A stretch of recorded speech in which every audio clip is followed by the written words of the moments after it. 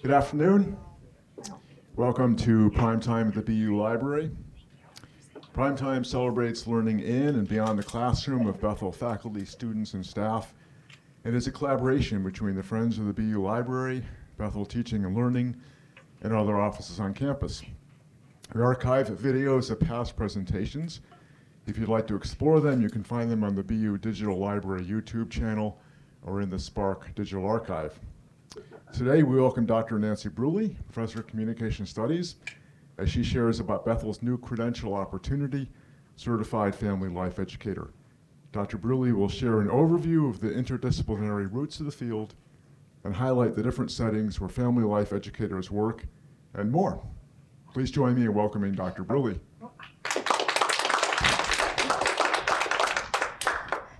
I had to look around to find Dr. Brule. Where is she?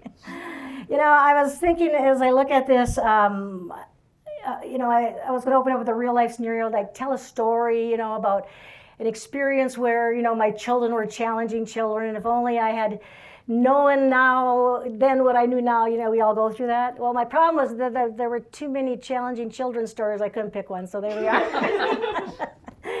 But, think about it. I was a youth minister for many, many years and a family minister for many, many years. And I worked with a lot of families. And in fact, when I worked with actually challenging children, 80% of my youth group was from the community. And so therefore, I came across kids who really who were involved with the law, who were involved with some of these high-risk type behaviors. And so the interesting thing is like the way the church responded to them, kind of intrigued me. And I was like, these are the kids, I had parents who wanted to separate them out from the other, the church kids. And, there was this big plan on how do we protect our church kids from all these kids from the community. And I'm like, okay, we're here. This is church. This is what it's about, right? But then I realized is that a lot of times is that when people were having issues or troubles with their kids, they really had no place to go. They had no place to go within the church in order to get direction on how do you deal with high-risk behavior, whether those kids were their own children, whether they were kids that were brought into their paths or whatever the case may be. And when I was at Wheaton, I decided with my family comm class, what we would do is we would do a research on the church's response to high-risk behavior children.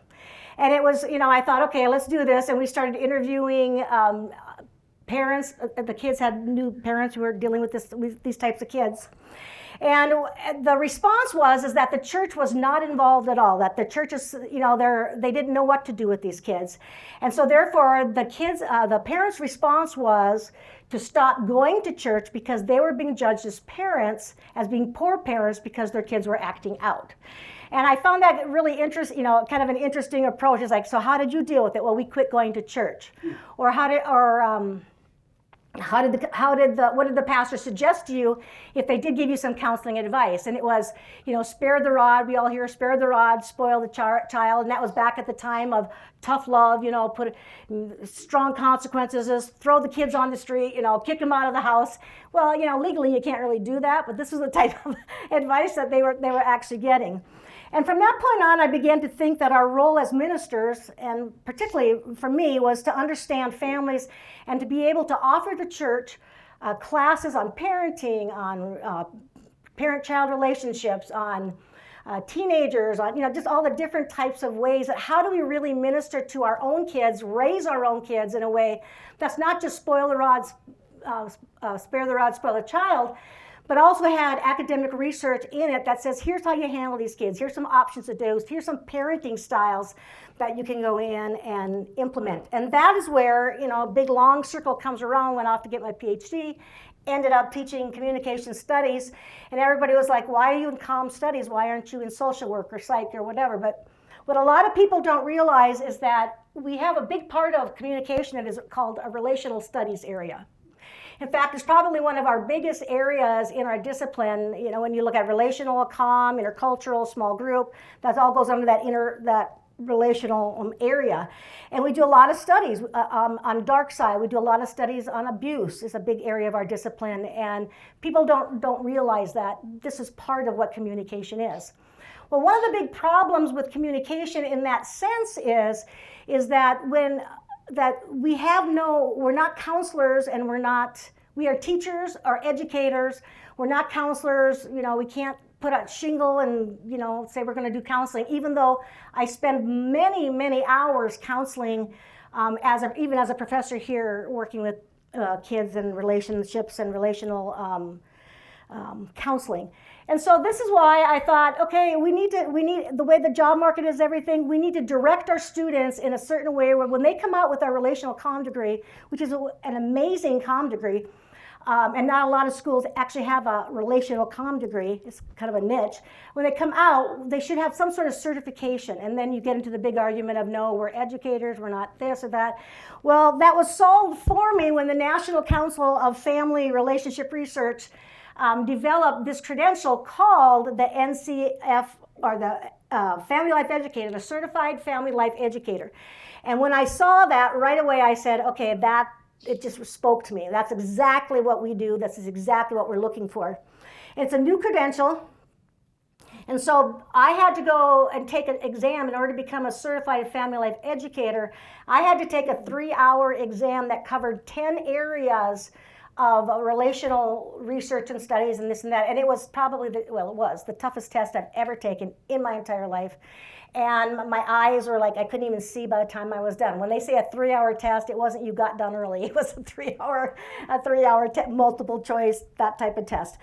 But what this is, it brings us to why this matters. We know that families shape nearly every part of family life. And I think especially as Christians, we should be concerned with the family. We should be concerned with how the family's being taught, how the parents are being taught. We should be, one of the areas that I just believe so strongly is that we can minister to our communities by reaching families. If we offer parenting classes and marital classes and conflict classes and all these types of things, we can reach our communities because people are looking for help with their families in this day and age. And so I want to thank you for coming if you came. But according to the CDC, more than half of Americans say that their stress comes directly from family or from some sort of family relationship. Think about that. 42% of marriages end not because of major betrayal, but because of poor communication and unresolved issues that never get resolved. On top of that, we know that the U.S. Department of Health and Human Services reports that 1 in 3 youth struggle with anxiety, mental health issues. We as professors know that, emotional dysregulation, and family-level communication and stability are really the major predictors of how resilient these young people will be. And so here's the real question, I guess. So why are we waiting until people are in crisis before we teach them the skills that they need from the very start? And that's the whole point of the CFLE: prevention, education, relationship health before the crisis occurs. So what is family life education? It is exactly what it says, educating about the family in a lot of different levels.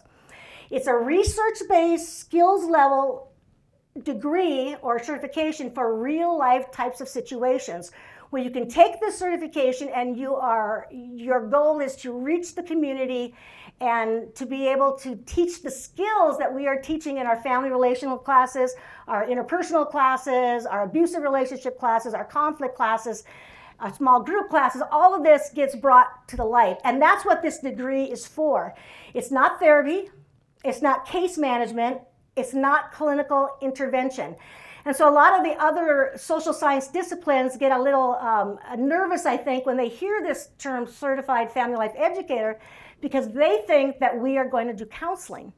We don't do counseling. We do education, and we stop and then refer right when we understand that this person does need counseling. So it's practical, it's strength-based education, it's grounded in evidence and research, and it helps families, couples, parents, and youth all learn how to strive. So think of it like this. Therapy helps people in crisis. Family life helps people build the skills so that they never get to that point of crisis. So what is a CFLE? This is a nationally credentialed by the NCR. It's a national credential, and they're very tough giving this out. It took me about 2 years to get approved, and they went through, we had to turn in syllabus and syllabi, and we got that back, and we had to find different classes, and we had to have faculty willing to adjust some of their syllabus to include their core outcomes. And they're very rigorous in their approval. And normally this is approved at a graduate level, and I can see this going into the graduate level, but they began to look for undergraduate programs that they thought would be great for offering what they call a provisional life educator. Somebody who's got the education and the degree and ready to go into beginning work with families, even though they don't have the hours, and we'll talk about the hours in a little bit. It's a real nationally recognized credential. It's young in the works, and they're busy promoting it and educating people on what this actually is. It signals professionalism. It signals preparation. It signals that you have the tools to support relational health in different types of communities. So the CFLE has 10 content areas. These are the areas that you had to show expertise in order to get the certificate. We'll talk about the 2 ways to the certificate, but in order to consider it a CFLE, you have to prove your competence and your knowledge in these 10 areas. Internal family dynamics, family communication is key with internal family dynamics. Human growth and development, human sexuality. We have a gender comm class that we added the sexuality piece to. The human growth and development, that class will come through psychology, through the lifespan development class. Interpersonal relationships, family resource management, business is offering a special class. Others can take it, but will qualify for this degree program. Parenting classes, we've adjusted that, and I put more emphasis now in our family interaction class on parenting issues and how we parent. Family law and public policy, professional ethics includes the Bible department and the philosophy department, and then the FLE methodology. And that is some of this is part of a workshop that I will talk to my dean as we begin to implement this. And so these are the 10 content areas that people, when you get this certification, that you have to show that you are experienced enough in to be able to teach and educate people. What CFLs do, they do real hands-on communication, they do real hands-on work. They do parent and child development education, they do relationship skills, they do life and financial management education, they support during family transitions, and they develop community programs. And the other aspect that isn't on these slides, but also there was just an online meeting of Certified Family Life Educators now where a number of church organizations are getting involved, and they want to be part of this program as well because they want to see these in their churches. They see this as like I had previously stated, like why aren't we teaching this and doing this in our churches? So according to NCFR, Certified Family Life Educators contribute to over 40,000 family life educations programs nationally, and that number is continuing to grow every year. As an undergraduate institution, as a private Christian institution, I think we are just uniquely sitting here with people who have a passion for families, who have a passion for people, and to be able to offer this, I think really shows our outreach and our vision for the kingdom of God, especially in this difficult time. So where do they work? CFLEs work in a lot of different places. A lot of people have CFL, you'll start to see that initial behind names now, when you have all your title names, you'll start to see this credential behind them. They work in nonprofits, communities, faith-based organizations, military family support, county extension. They work in a lot of these different types of places. Something else that I want to mention is that you realize we can't be an expert in all these areas.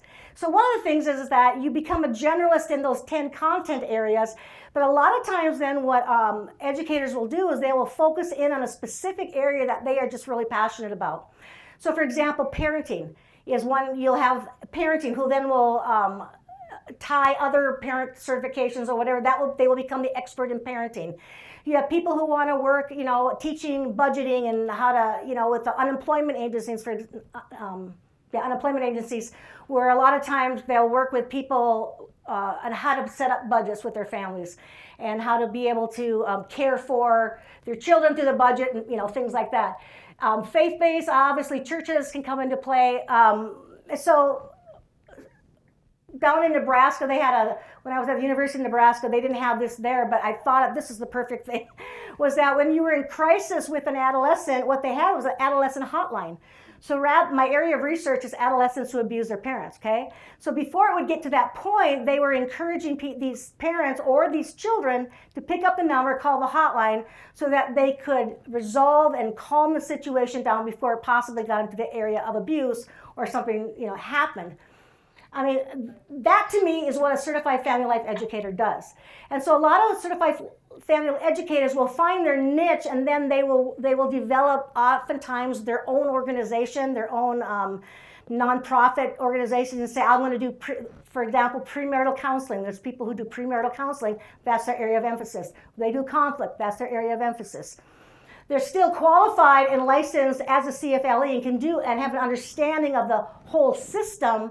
But again, many people will, and you should probably pick and choose where it is you want to end up and what you want to specialize in.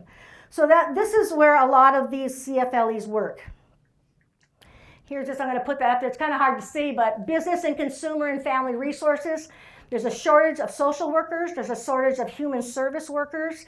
This is an area that the CFLE, part of the reason it was created to help step up and fill some of the holes and the lack of people that are available to work in human resources. I remember when my husband had a stroke, it took, I am not kidding you, almost 2 years for us to be able to get in contact with a social worker. And I realized that was part of the, 1 year of that was the pandemic, but still, if you think about it, there's no excuse for that, right? And when I would call, they would say, we have a shortage of social workers. And so family life educators now, people that we work with she's a family life planner. She handles the budgeting end of it. So maybe you're in business and you want to do the budgeting end of it. We have another one who approves the different types of resources and assesses the family or the situation. These are the types of things that you can do and train with these degrees. More and more SFLEs are getting involved in the government human social services area because they have, again, this broad understanding. And again, where they land. Some people will work with adoption agencies.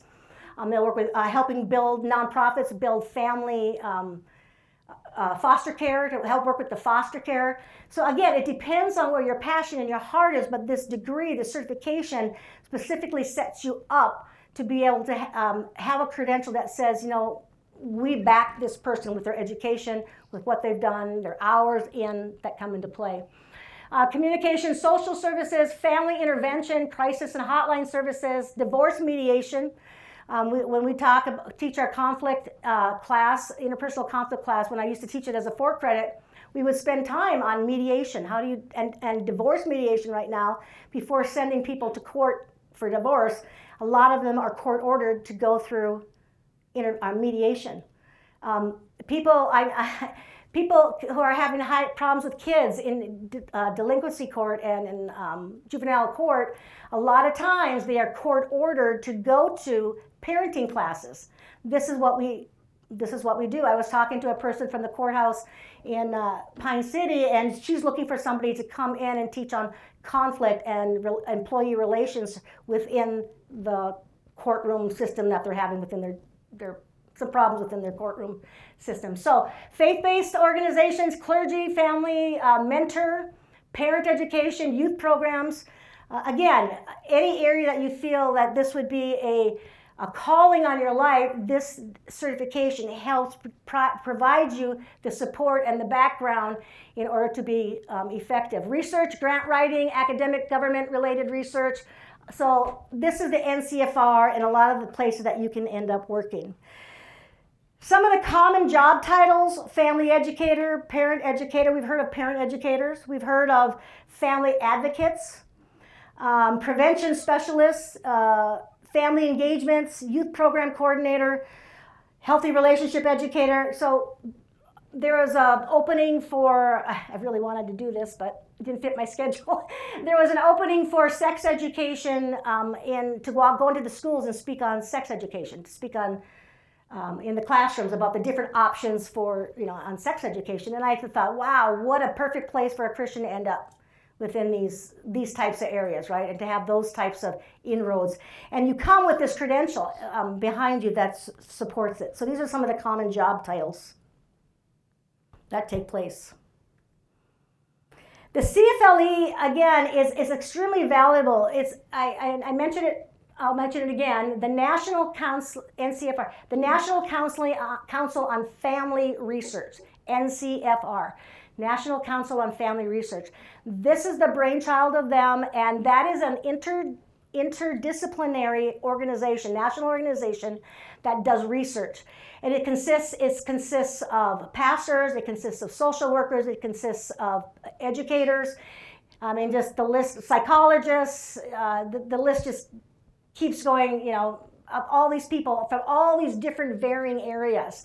And so it's very much an interdisciplinary organization. They are very much research-based, which obviously as educators that we appreciate. So this is valuable because it opens doors across many different sectors. It ties sectors together as far as what you are or cannot do. It also demonstrates that there's this really specialized relational thinking that takes place. I mean, I always hear sometimes, well, anybody can do communication. Well, we know that's not the case, right? And especially when you start getting into interpersonal communication, doing it well, doing it effectively. Family communication is its own beast, right? Being able to run a family. I always tell my students, too many times we fall into what we used to do. We fall into how we were raised. We fall into what we were told or being told is the right way to do things in our churches and places such as that. But this degree says to us is that, no, you need to have the education behind it. You need the research behind it in order to speak. I always say you can have any opinion you want as long as it's an educated one, right? And so, therefore, this says that this person knows families, and we approach it from a systems perspective. This person knows families, and because again, we're not there to do therapy, we're not there to do any of those types of things. We're there again to educate. All right, so this is how you look at it. We have a psychology department here. We have a social work department. We have a relational communication department. Well, we have a comm studies department and relational communication. For me, that's it, that's what I care. So counseling equals doing the therapy and the diagnosis. That's what the counselors do. That's what they're trained to do. And I've been taking a number of psych classes on our free tuition reimbursement to expand my thinking here, But again, it's like, I don't want to do that. I don't want to use the DMV and all that. I mean, I know it exists. I understand. It's helped me understand, what needs to go to a counselor and what can be a relational type of approach. Social work, they do crisis navigation. They're involved in the society. They're involved in, they can do counseling as well, but they're also like, the emergency resources, the foster, all those types of things. But the CFLE is the prevention and education piece that I think we are missing. And I am just I'm so excited about this degree. I just am so excited about what we can do with this with our students, and what Bethel should be doing with this as a Christian organization that is out there to really impact and touch the world. It fills the education and the prevention gap. And I mean, that's what we're missing. And the fact that we're tied into churches, the fact that we're tied into our communities, I think uniquely provides us opportunities to start stepping up and going, we need a parenting class, or we need this class, or we need, that type of class based on research, which is, again, integrated with the Bible, right?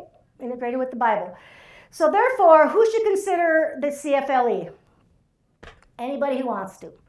The way the certification is set up is that there are a number of classes that you can go in and take. I'm going to pass this out. I couldn't get it to print this way, so it's printed this way. Yeah, go ahead. There's some on the front and the back.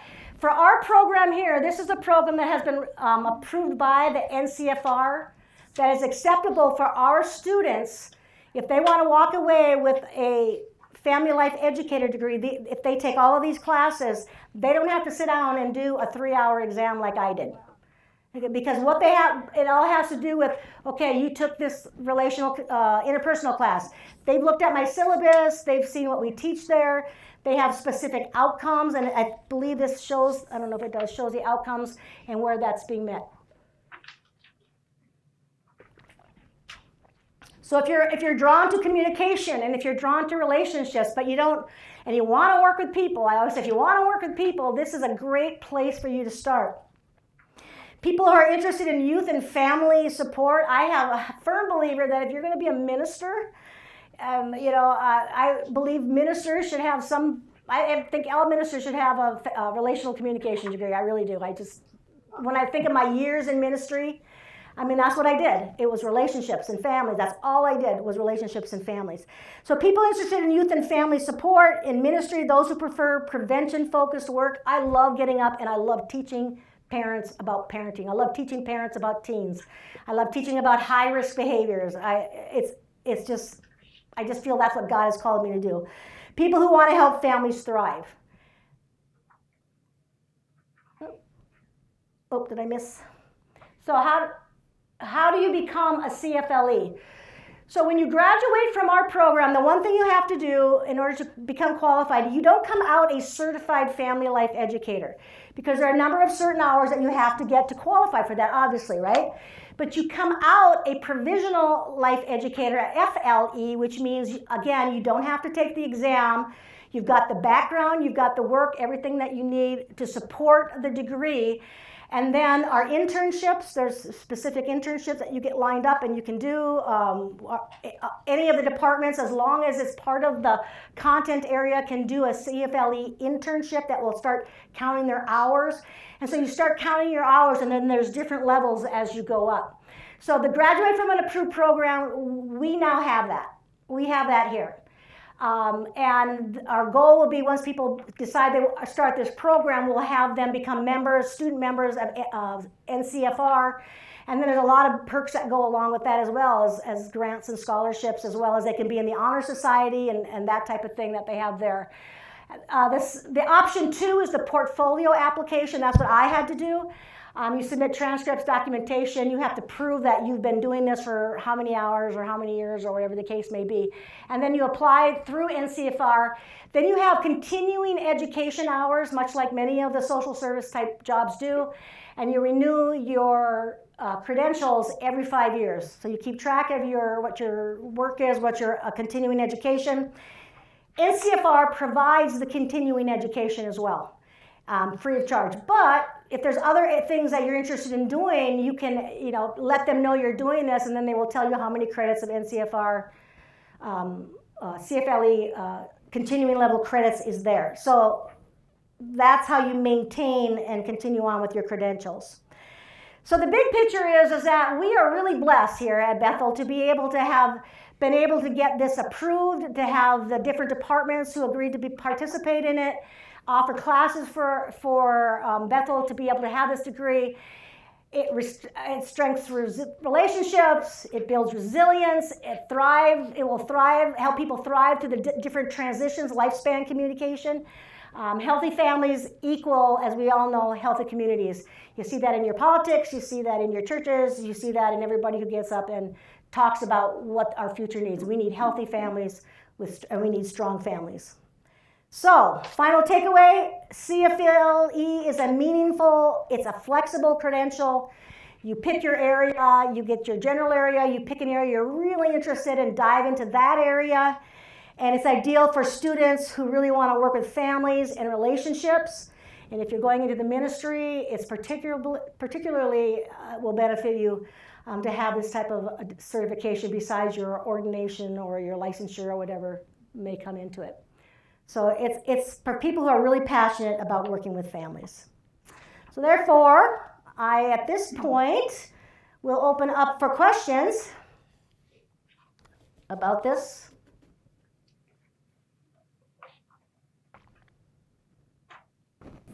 Can you talk about how many hours will have to be accumulated in order to achieve the full certification once you have the coursework under your belt? Right. So the question was, is how many hours do you need to become an actual full certified family life educator rather than a provisional one? That's the question. So there's different levels to start out with. I looked this up because I knew this question would be common. If you have a bachelor's or a master's PhD in some sort of family degree, and they do consider relational communication a family degree as well, you need 1,600 hours of FLE work experience. Now realize that's something that sounds like a lot, but think about this, is that you're actually working toward this when you're doing your internships, any job you get. So say you get a job working at the extension office, or say you get a job in a church working with youth group, if you get a job, if you go to school for ministry, go on to grad school or whatever, they count those hours of education as part of your training. So when I say experience, I'm not just saying that it's hands-on, I'm in the field working. For example, they counted a lot of my education that I had as well, so my PhD level education as well. So the key point comes is that once you join the organization, decide you're going to become a certified family life educator or a provisional, it makes sense that an undergraduate would come out a provisional one. That makes sense. Once you decide that, then you start recording your hours. So once you graduate, then you can start recording your hours, your internship hours, your practicum hours, any of those internships that you have, any type of job that actually relates to people in any way, shape, or form. And so those are the hours, because, I mean, obviously if you're working in a coffee shop, it's probably not going to count, but if you sit down and counsel in the coffee shop, okay, those hours would count toward working toward that type of thing. If you have a degree in I'm trying to think where else you need to know. Well, we basically qualify for 1,600 hours because our students are from a degree program. If they're coming from us, they're coming from our program, they're coming from probably social work, from psychology, from ministry. Those areas would be considered people type of organizations. You guys are going to live many, many hours in your life. You know what I mean? I've lived thousands of hours, close to millions, okay? Yeah. So Nancy, considering your portfolio application, it sounds like they counted some of your history in terms of experience and your education? Yes. Okay. They go back and they count all of that. So they counted my years of youth ministry, my years of family ministry. I mean, I had many more hours than I needed, but then they counted like if I would write my articles counted, when I did publishing, when I went to PhD school, and those types of things. I worked as they had a program they had in our grad program. They counted those hours as work, so anytime you're busy doing anything. How far back did they go? They'll go back as far as you. Mm-hmm. Okay. Yep. Yeah, and that's a little bit different when you're doing the portfolio one. I think most people prefer to go through the program approach because it's a lot easier going that way because you're taking classes that they've already approved versus trying to piece everything together. Because I needed a lot more. I think I needed to prove I had at least 4,800 hours on my portfolio. Well, I had a lot more because of what I did, but so. Are these new courses for the certification going to be like required for the relational comm major? Or is it going to be like an endorsement students can add on, just recognizing that some of the courses as part of this certification are in different areas other than strictly comm? Right. It's an endorsement that they will be able to add on to. This is not through the comm department. Sure. This is through Bethel, and the comm department just happened to be the one to get it to come. All of those courses, because when I met with our dear Dean Barrett, it was a tight time 2 years ago, so we were at this zero-sum type thing where you couldn't add courses and that. So in order to make this happen, there was no way I could add courses. Yeah. And so therefore, all of these courses and that was another hard part when I went to get this approved, is that we were in between the 2 to 4 credit change. Oh, what a mess. But anyway, not for here, but for trying to prove what we were doing. So all of these courses exist here. The only one that I had to add, and it's not even a course, it's called a workshop because we couldn't add a course, So that workshop is the introductory one where that will set you up then for the rest of the navigation. But business people, trying to think, music people, they could do it. Anybody could do it. They don't have to be Sure. from there, yeah. But if you're a relational comm person, it's very easy to do Right. because Only a few more courses. because you're adding a few more courses on, yeah. Yeah. For the students in the Children, Youth, and Family Ministry program, are they eligible for the certification? Yes, in fact, definitely that would be a perfect fit for this type of thing. Perfect fit. And the sooner you get going on it, obviously, the better. So, I would love to see, I think more relational stuff with our churches would be so important to be able to really reach our communities. Other questions?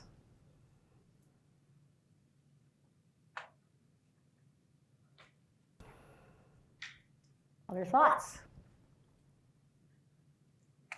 Nancy? Yeah? This is so needed. Well, thank I you. cannot tell you how much this is so needed.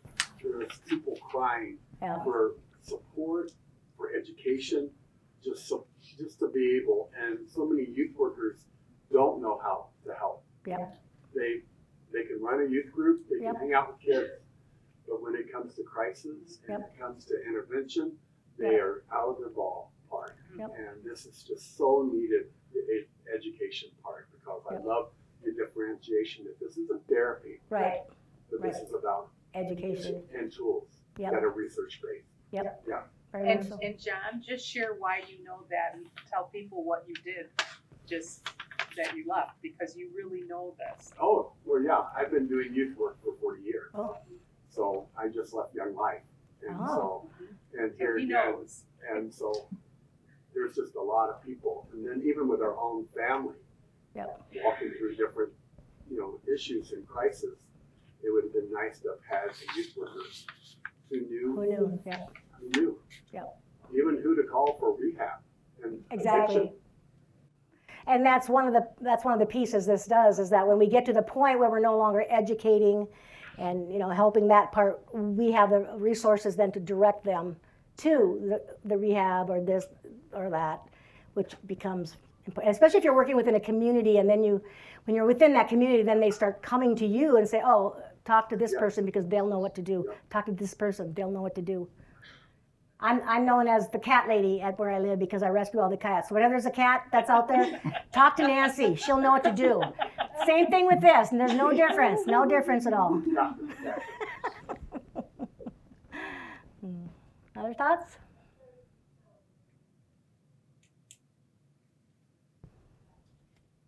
Well, I'm very excited about it, and I'm thrilled to see the people here and just start talking about this.